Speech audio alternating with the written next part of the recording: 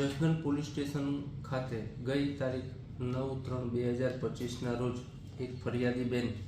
Jayaben wife of Pratapbhai Raydhanbhai ઉર્ફે રામકુભાઈ બોરીચા જે જસદણ ગીતાનગર ખાતે રહેતા હોય તેને ફરિયાદ આપેલી હોય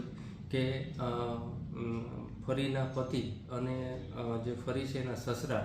અવારનવાર જે એના સસરા છે તેને બીજા લગ્ન કરવાના હોય જેથી ફરીના પતિ તેઓને ના પાડતા હોય, જેથી અવારનવાર ઘરમાં માથાકૂટ થતી હોય, જેથી ફરીના પતિને તેના સસરા હથિયાર બતાવતા હોય અને તેને મારી નાખવાની ધમકી આપતા તારીખ 9/3/2025ના રોજ 2 રાઉન્ડ ફાયરિંગ કરી ફરીના પતિને તેના રહેણાંક મકાને મારી નાખેલ છે. જે અનુસંધાને જસદણ પોસ્ટે ખાતે